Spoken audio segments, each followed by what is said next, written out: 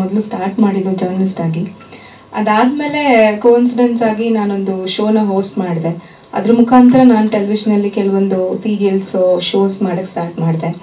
And S, almost ಒಂದು 5 years ಈ ಒಂದು ಸ್ಟ್ರಗ್ಲಿಂಗ್ ಸ್ಟೇಜಲ್ಲಿ ಒಂದಷ್ಟು ಪ್ರಾಜೆಕ್ಟ್ಸ್ ಬಂತು.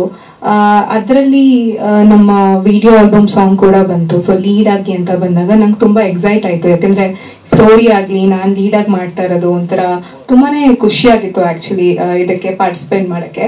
ಸೊ ಶೂಟ್ ಎಲ್ಲ ಆದಮೇಲೆ ನಮ್ಮ ಎಲ್ಲ ಕಲಾವಿದರಿಗೆ ಅಫ್ಕೋರ್ಸ್ ನಿರೀಕ್ಷೆಗಳಿರುತ್ತೆ ಹೇಗೆ ಬರುತ್ತೆ ಅಂತ.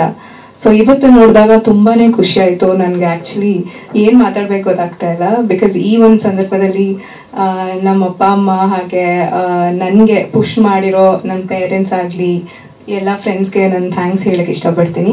ಹಾಗೆ ನಮ್ಮ ಟೀಮ್ ಬಗ್ಗೆ ಮಾತಾಡಬೇಕು ಅಂತ ಹೇಳಿದ್ರೆ ನಮ್ಮ director sir like he was very supportive. ಅಂದರೆ ಒಂದು ಇನ್ನೋಸೆನ್ಸ್ ಇದೆ ಅವರಲ್ಲಿ. ಮೇಡಮ್ ಹಂಗೆ ಮಾಡ್ಬೇಕು ಮೇಡಮ್, ಹಿಂಗೆ ಮಾಡಬೇಕು ಮೇಡಮ್ ಅಂತ. ಆದರೆ ಎಲ್ಲ ಆ್ಯಕ್ಟರ್ಸ್ಗೂ ಒಂದು ನರ್ವಸ್ನೆಸ್ ಇರುತ್ತೆ ಸೆಟ್ಟಲ್ಲಿ ಹೇಗಿರ್ತೀವೋ ಹೇಗೆ ಅಂತ. ಬಟ್ ಆ ಥರ ಯಾವುದೇ ರೀತಿಯ ಅನ್ಕಂಫರ್ಟಬಲ್ ಎನ್ವಿರಾನ್ಮೆಂಟ್ ಇರಲಿಲ್ಲ. ತುಂಬಾ ಕಂಫರ್ಟ್ ಮಾಡಿಸಿದ್ರು ಟೀಮಲ್ಲಿ.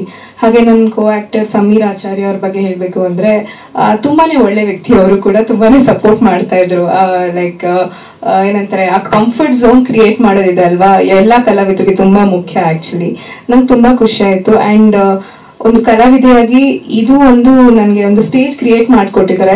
ಇನ್ನು ಮುಂದೆ ಒಂದಷ್ಟು ಮೂವೀಸ್ ಬರುತ್ತೆ ಇದರಿಂದ ಅಂತ ನಾನು ನಿರೀಕ್ಷಿಸ್ತಾ ಇದ್ದೀನಿ. ನಾನು ಫಸ್ಟ್ ಸ್ಟಾರ್ಟ್ ಮಾಡಿದ್ದು ಇದು ವಿಜಯವಾಣಿಯಲ್ಲಿ ಪ್ರಿಂಟ್ ಮೀಡಿಯಾದಲ್ಲಿ ಕೆಲಸ ಮಾಡೋಕ್ಕೆ ಸ್ಟಾರ್ಟ್ ಮಾಡಿದೆ. ಯಾಕಂದರೆ ನಾನು ಓದಿದ್ದು ದಯಾನಂದ ಸಾಗರ್ಲಿ ಜರ್ನಲಿಸಮ್ ಇನ್ ಮಾಸ್ ಕಾಮ್ ಅಂತ. ನನಗೆ ಕನ್ನಡದಲ್ಲಿ ತುಂಬ ಒಲವಿತ್ತು. ಯಾಕಂದರೆ ನನ್ನ ತಂದೆ ಅವರು ಪ್ಯಾಷನ್ ಬಂದ್ಬಿಟ್ಟು ಲೇಖಕರು ಆ್ಯಕ್ಚುಲಿ.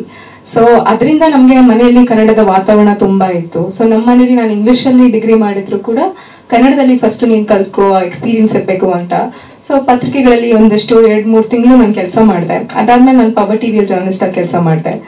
ಒಂದಿನ ರ್ಯಾಂಡಮ್ ಆಗಿ ನಂಗೊಂದು ಆಡಿಷನ್ ಬಂತು ಹೋಸ್ಟಾಗಿ ಮಾಡೋಕ್ಕೆ ಟೆಲಿವಿಷನಲ್ಲಿ. ಸೊ ಟ್ರೈ ಮಾಡೋಣ ಲಕ್ ಅಂತ ಹೋದೆ. ಸೊ ಆವಾಗ ಅದು ಕ್ಲಿಕ್ ಆಗಿ ನಾನು ಶೋ ಹೋಸ್ಟ್ ಮಾಡೋಕ್ಕೆ ಸ್ಟಾರ್ಟ್ ಮಾಡಿದೆ. ಅದ್ರ ಮುಖಾಂತರ ಕೆಲವೊಂದು ಆಫರ್ಸ್ ಬರೋಕ್ಕೆ ಸ್ಟಾರ್ಟ್ ಆಯಿತು ಮೂವಿಗಳಿಗೆಲ್ಲ.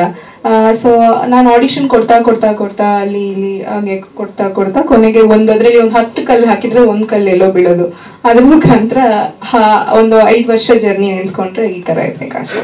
ಸೊ ಇವತ್ತು ನೆನೆಸ್ಕೊತಾ ಇದ್ರೆ ತುಂಬ ಖುಷಿ ಆಗ್ತಾ ಇದೆ.